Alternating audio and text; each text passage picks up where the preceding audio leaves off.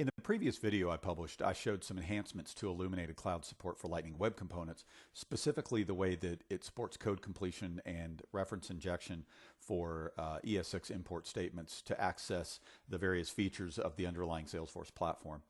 One thing I was not happy with in that implementation was how the live templates work, specifically for the Salesforce import statements. It led me to implement some additional live templates that are available starting with this version of Illuminated Cloud. So let's just take a look at those. Previously, you had the ability to say, import items, which allowed you to import one or more exported symbols from a referenced module, an imported module. So for example, lightning element, wire, track, API. That still works exactly as it does, and it's exactly what you should use with, for example, standard modules when you want to import multiple symbols, exactly as I just showed here. Another one that was available was import default, which allows you to import the default export from a module as the same name. So for example, user ID, I can import that directly as user ID. Again, these worked fine. These worked very well. The workflow for them was very smooth.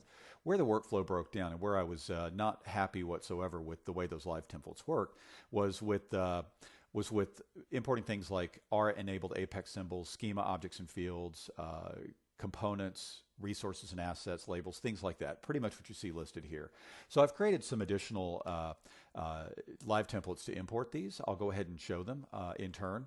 So I'm going to go ahead and say import. I'm going to focus a little bit. You can see them here. I'm going to go through each in turn.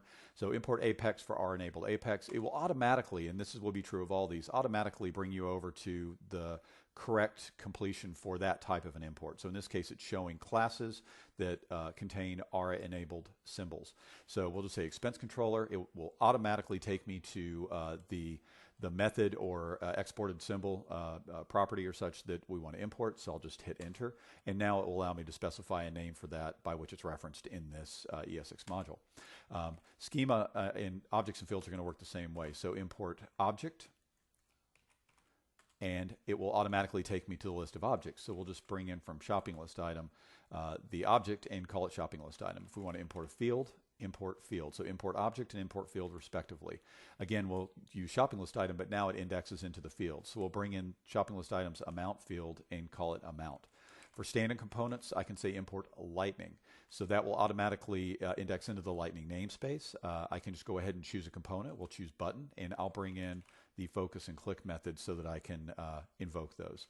For custom components, you say import component. And now it will automatically prepend with the C namespace, the local namespace. I will likely augment this at some point to include other namespaces, perhaps from installed managed packages, but right now this is limited to the local namespace, so importing local custom components. So from UI component, I'll go ahead and import the bar method and let's say the food property. Static resources, import resource. And again, just choose the resource you want and the name by which you wish to reference it in ES6. Import asset for content assets. Choose the content asset you want, the local name. If you want to bring in a label, import label.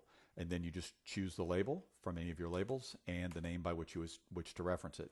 For the internationalization and other contextually aware information that's available through imports, you would just use the standard import default because it is a standard module and it works well with that particular live template. So in this case, we'll just go ahead and get the currency symbol and just call that currency symbol. So hopefully, as you can see, this provides a very smooth workflow for bringing in features and assets from your Salesforce metadata from the Salesforce underlying platform into your Lightning Web Components for reference and for usage. Hope you find this very useful. Thank you very much.